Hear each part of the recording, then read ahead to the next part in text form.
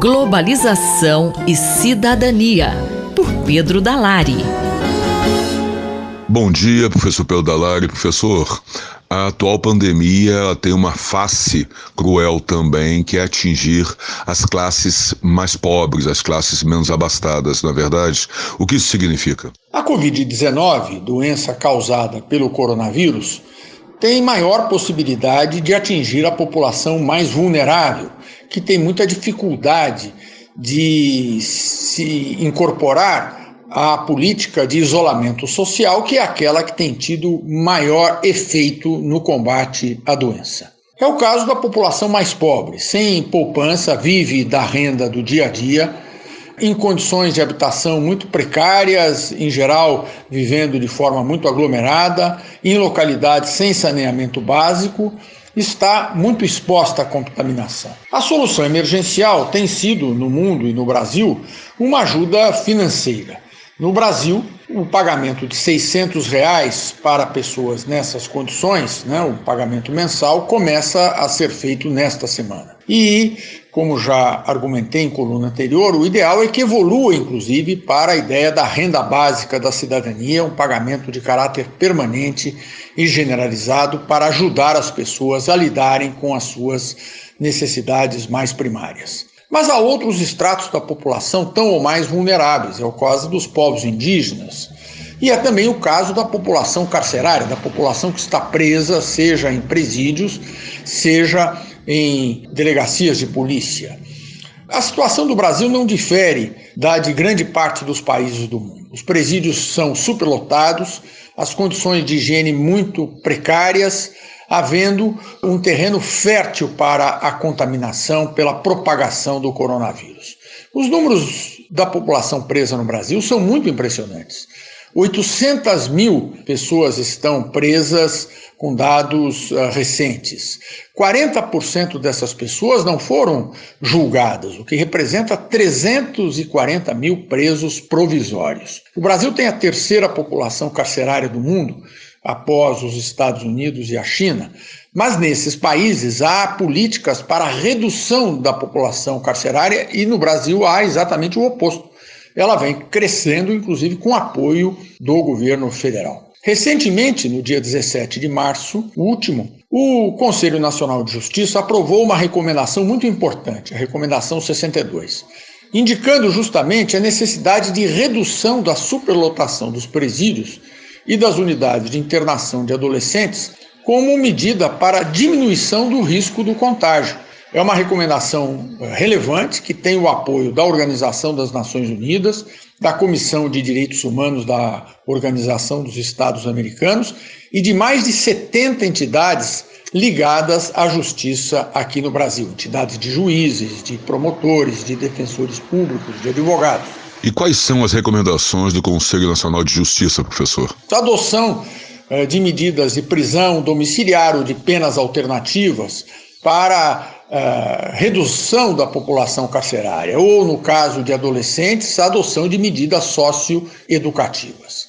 Isto gera benefícios para os presos, sem dúvida nenhuma, mas é importante lembrar que eles não foram condenados à pena de morte, portanto, não podem ficar expostos ao risco quase certo de contrair uma doença que, em muitos casos, é mortal. Mas há também um benefício para além dessa população carcerária, o benefício que atingirá toda a população que atua junto ao sistema prisional, todos os servidores públicos que estão nessa condição, o benefício para a população do entorno das instalações prisionais, que acaba sendo afetada pelo risco que atinge a população presa. É preciso que juízes e o Ministério Público implementem efetivamente a recomendação do Conselho Nacional de Justiça e que o ministro Sérgio Moro deixe de se opor a ela. Daqui a 100 anos, nossos descendentes terão vergonha de como nós convivemos com as precárias condições de vida da população presa,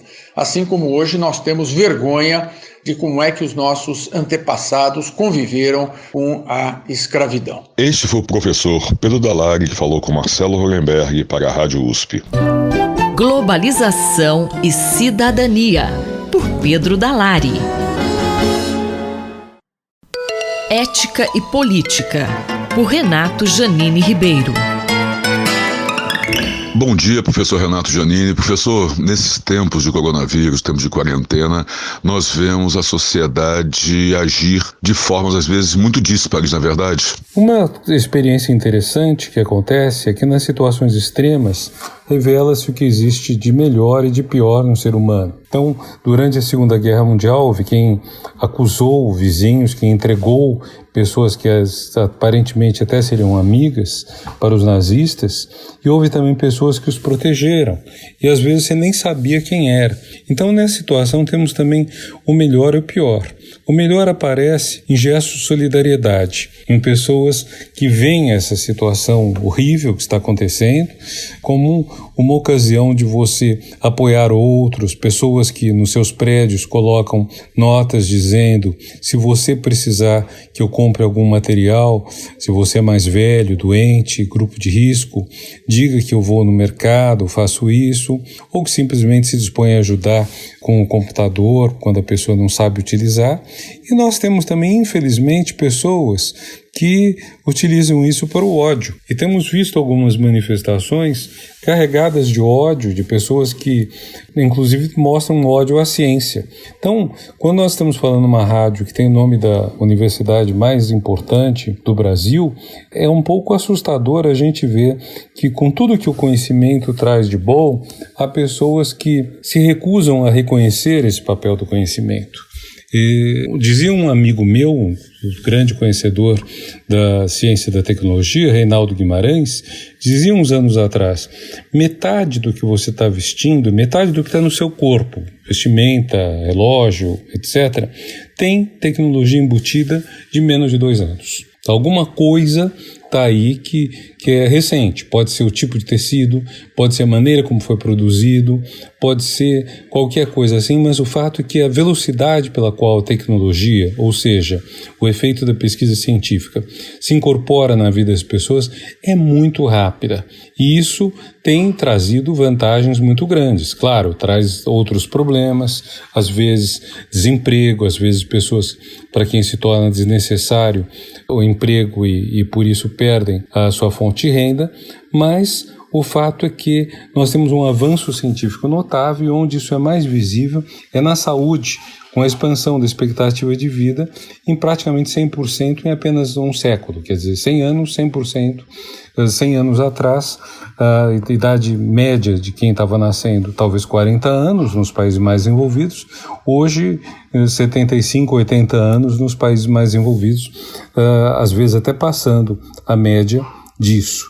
Então, isso é um lado muito bom. Porém, a outra coisa que é assustadora é o fato de que há pessoas que não reconhecem isso, que consideram que a ciência não vale grande coisa. Existe um ódio à ciência, é uma coisa que nós, cientistas, pesquisadores, deveríamos tentar entender melhor por que existe tanto ressentimento contra o conhecimento de qualidade. Por quê? Por que o conhecimento ofende? O escritor Stendhal dizia, que não era cientista nem nada, mas dizia faz quase 200 anos, todo bom arrazoado ofende. O raciocinar ofende. Ofende por quê? Porque existem pessoas que se sentem incompetentes, incapazes, então se sentem ofendidas pelo restante. E nós temos um exemplo disso, professor? Um exemplo de algo muito ruim que a gente vê emergir é o ódio, simplesmente o ódio. Pessoas que se recusam a reconhecer as coisas boas que a ciência traz. Vejam, há poucos dias, num hospital, uma pessoa morreu de Covid. O médico colocou a causa-mortes como tem que colocar, e a família foi brigar com o médico dizendo que, ao fazer isso, ele estava difamando o presidente da República. Quer dizer, a família estava mais preocupada com a reputação do presidente do que com o fato de que um jovem da família tinha morrido. Isso é assustador. Isso é muito difícil de entender. Isso é realmente o que existe de ruim no ser humano aflorando. Felizmente, há o que existe de bom também. Este foi o professor Renato Janine Ribeiro, que falou com Marcelo Hollenberg para a Rádio USP. Ética e Política, por Renato Janine Ribeiro. Reflexão Econômica, por Luciano Nakabashi. Professor, houve uma piora significativa na previsão de crescimento para 2020. Por quê? Tudo bem, Gabriel. Essa piora nas expectativas está relacionada à incerteza inicial, que ainda persiste, mas inicialmente não se tinha muitos dados sobre o que estava acontecendo de uma forma geral nas economias, com a queda no nível de atividade pelo problema do Covid-19. Então a gente começa a ter dados, não só do Brasil, mas de outros países. Então a gente percebe que a queda no PIB, na produção de uma forma geral, é muito forte, não só no Brasil, como em vários países do mundo. Então, ocorrendo em vários países, acaba tendo um efeito ainda mais forte em cada uma das economias. Porque se fosse um país só, por exemplo, as exportações continuariam bem.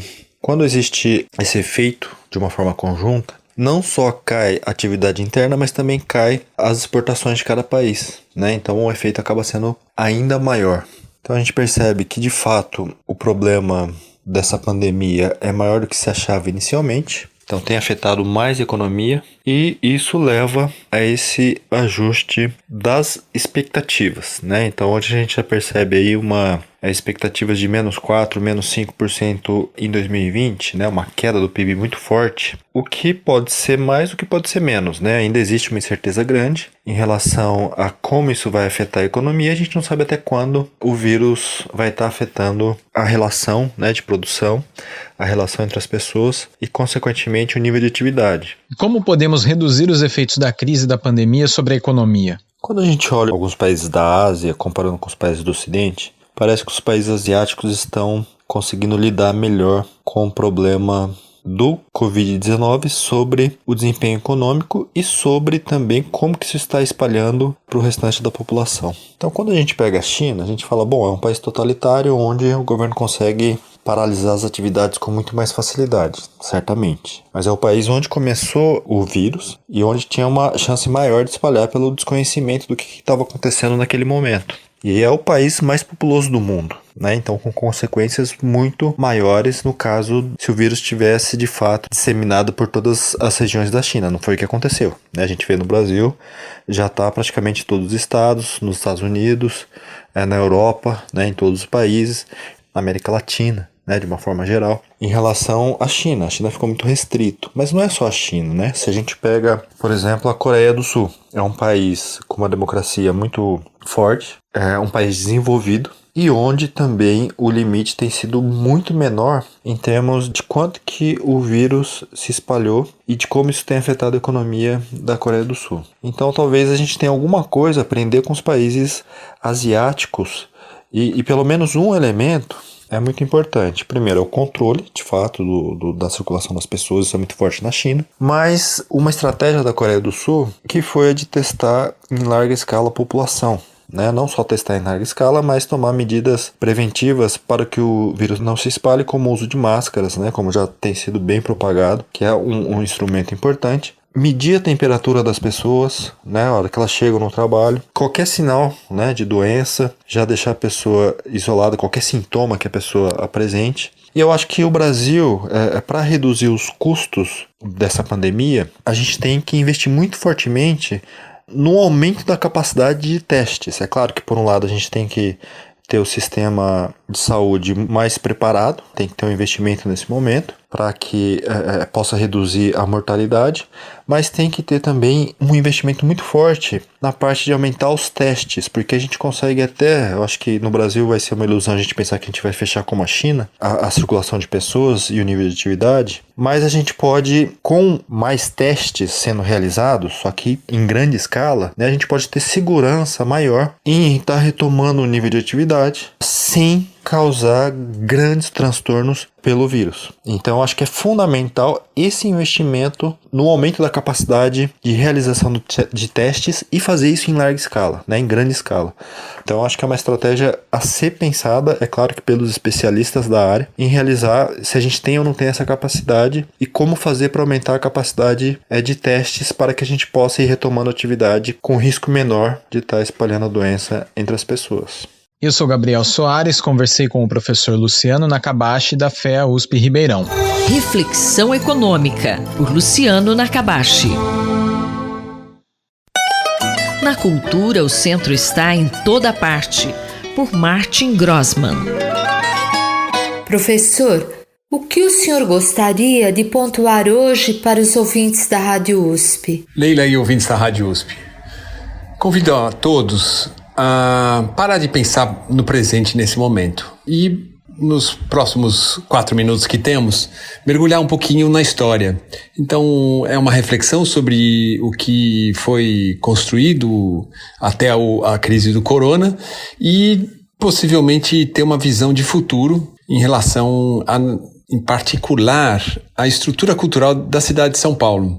A cidade de São Paulo é um cluster, né, eu diria, uma das metrópoles de referência cultural no mundo, né, numa sociedade organizada pela globalização, pela mundialização, enfim, por esse modo de organização que foi instituído, né, nas últimas décadas.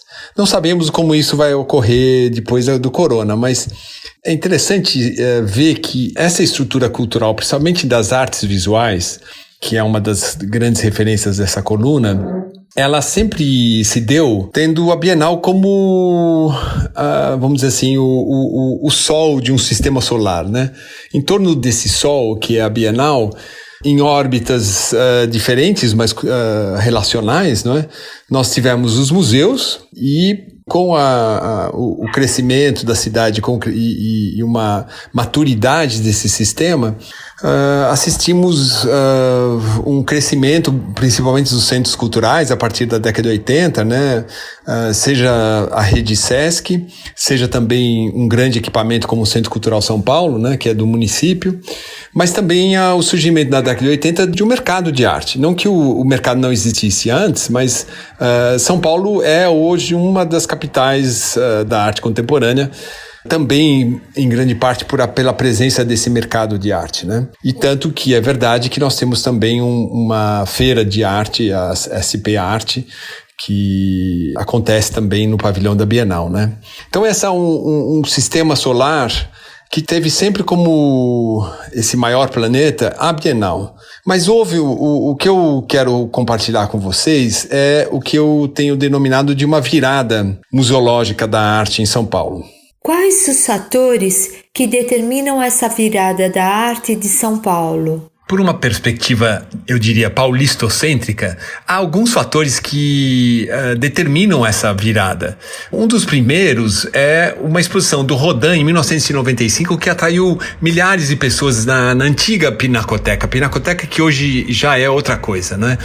A criação, por exemplo, do Museu Afro-Brasil no Parque Ibirapuera, trazendo a negritude, trazendo a alteridade, essa diversidade que nos faz, né, como Brasil, num ambiente que é muito branco, né? O próprio modernismo, ele segrega, né?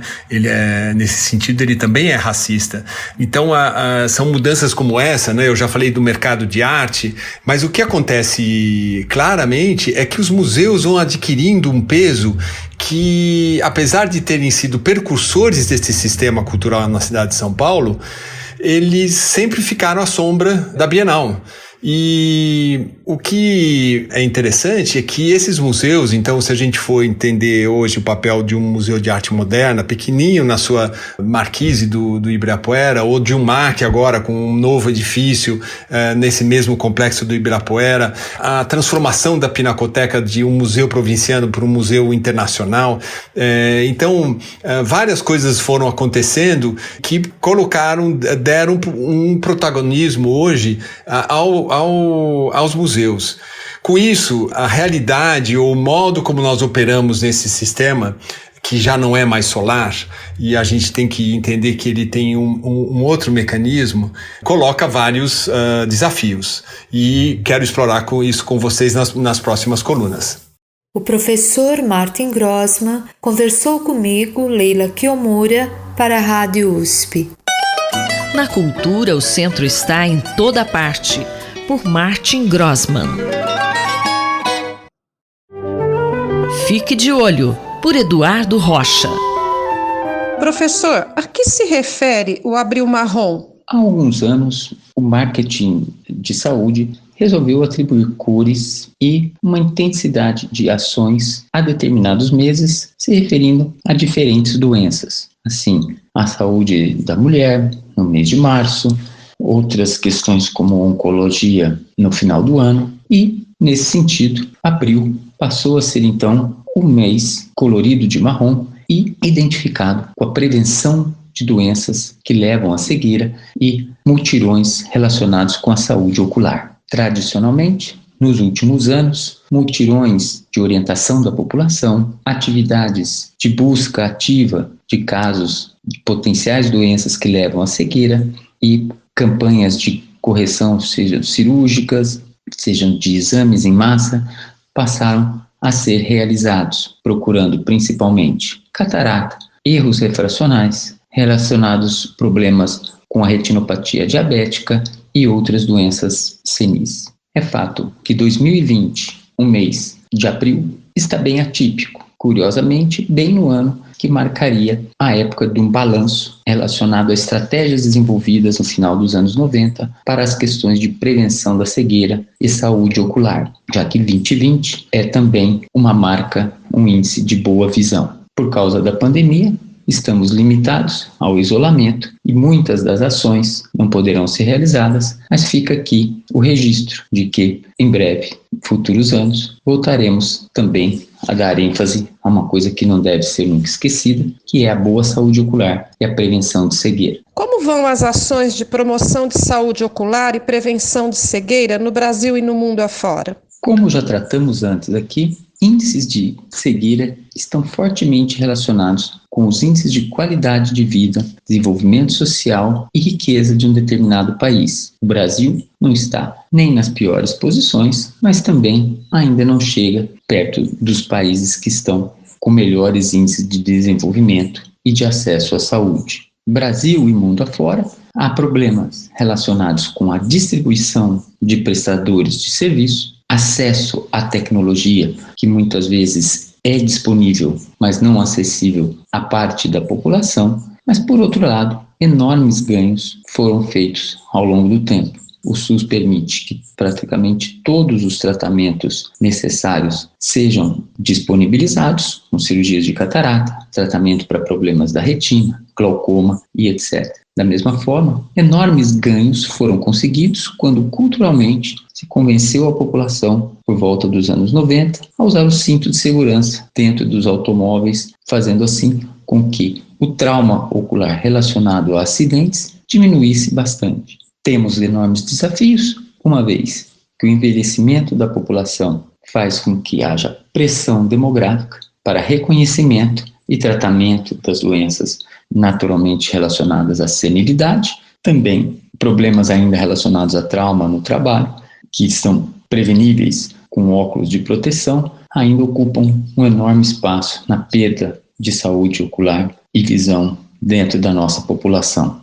Ações simples, como mãos limpas, fizeram com que alguns países da África reduzissem muito, por exemplo, o índice de infecção ocular relacionados ao tracoma e outras doenças infecciosas dos olhos. E dessa forma, vamos seguindo. Nem tudo é só tecnologia, mas rastreamento, acesso à população e, principalmente, estabilidade dos serviços. Eles precisam estar acessíveis quando a população o procura. Isso é uma grande constatação em relação aos desafios observados com as grandes campanhas, mas que chegavam a ser transitórias e não traziam, então, resultados de longo prazo. É isso, na medida do possível, um feliz abril, um abril marrom, ainda que com isolamento, e seguimos. Muito obrigado. Eu sou Rosimeire Talamone, nós acabamos de ouvir o professor Eduardo Rocha, da Faculdade de Medicina da USP em Ribeirão Preto. Fique de olho, por Eduardo Rocha.